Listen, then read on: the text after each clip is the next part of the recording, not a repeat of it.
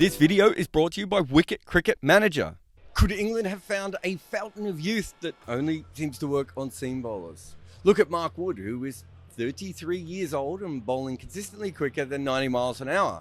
This was him at the last World Cup, just actually before he turned 33. Just raw, unadulterated, sexy pace. In the Ashes, he has beaten 95 miles an hour while at the age of 33.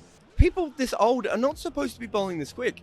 I mean, you could argue that almost no one in the entire history of the game has actually bowled at this pace anyway, but it is remarkable to do it when you are in your mid-30s. So that's when most fast bowlers are limping around complaining about some LBW they didn't get in their fourth test a decade back.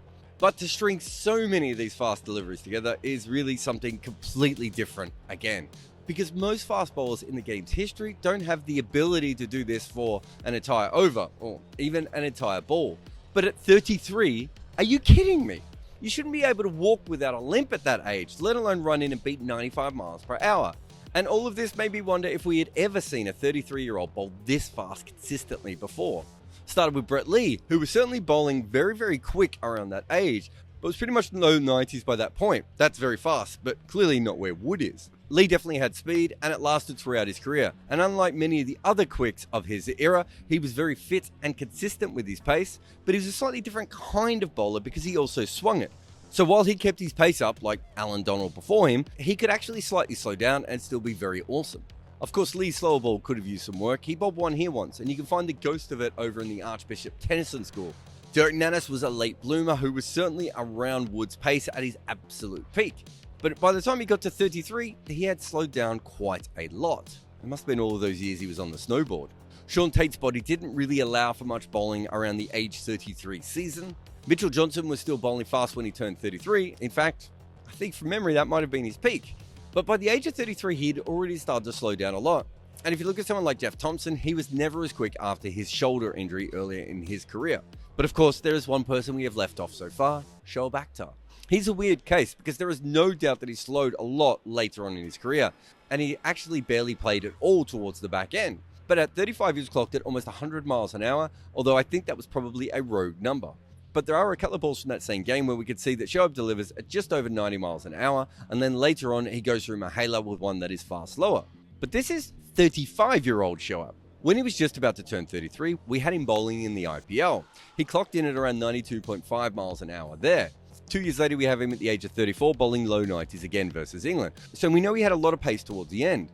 But this was also around the time I saw Shoaib Akhtar play for Surrey, and he was utterly crocked as a human being by this point. At one stage, he couldn't actually wait for the physio to come out, so he asked the curator to help him. That's not what we're seeing from Mark Wood. Now, at his age, he might lose his pace. And this is someone who gets injured a lot and likely won't beat Shoaib's 47 test matches. But right now, he looks at peak speed and is as fit as we've seen him. But Mark Wood isn't the only old bowler in this test. This is an ancient seam series. We have had Ollie Robinson and Josh Tongue around at times, but now it's just the old fellas bowling. And England is so old that they've actually managed to make Australia, who's also quite old for a seam bowling attack, look young. This test has 6 of the top 60 seamers by balls in test match cricket. Woakes and Wood are also top 150 as well. This is the most experienced test attack in the game's history. And of course, age is always talked about a lot now when England play because of Jimmy Anderson. In fact, it's been almost impossible to talk about him without mentioning his age. And I don't think that's wrong to do so. What he is doing has never been done before. Dale Steyn has the 28th most seam wickets over the age of 35 in test match cricket. He has 20. Anderson has 211. This is getting very silly. But Anderson is now over the age of 40 as well, and he has more than a quarter of the entire history of wickets classified as seam for that age. And it's worth looking at some of the others here. George Chubb was a batter who made a late career change and was South Africa's oldest debutant. Lala Ermanath bowled a little bit of part-time seam. Nigel Haig and Tip Snook are the same. In fact, the only real seamers on this list are Gubby Allen and Les Jackson. They took a combined total of 9 wickets over the age of 40. Because seamers do not bowl into their 40s. You're actually far more likely to see Graham Gooch bowling seam, he took 1 wicket over the age of 40, than you are seeing a real bowler doing this job. Anderson is the undisputed king of the midlife seamers. And you want to know how old James Anderson is? The guy who was supposed to take over from him when he retired is now 34. Now, you could argue that Anderson has not been great in this series, or even any good at all.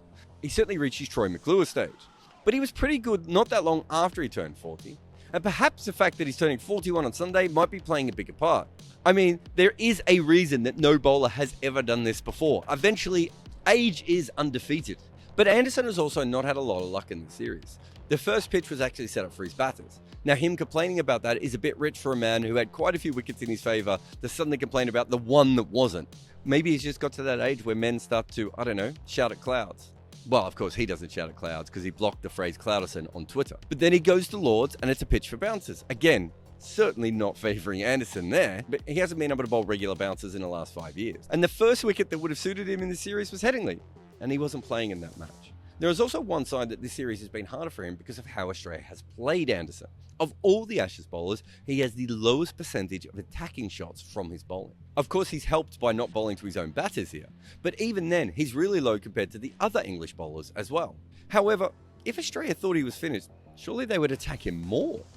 The other side of that, of course, is that Anderson has not caused as many errors. Part of that is just not having as many attacking shots. But Anderson is in with the spinners cluster. And really outside of Robertson, there's no other seamer in this series who's created so few errors as Anderson.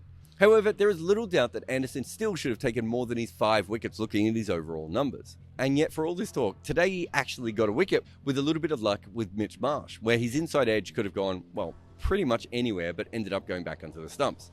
But there's another old fella as well, isn't there? It was Stuart Broad today who changed the game. He's a sprightly 37, though when his knees are pumping, he can actually move so fast that he goes back in time and he becomes only 33.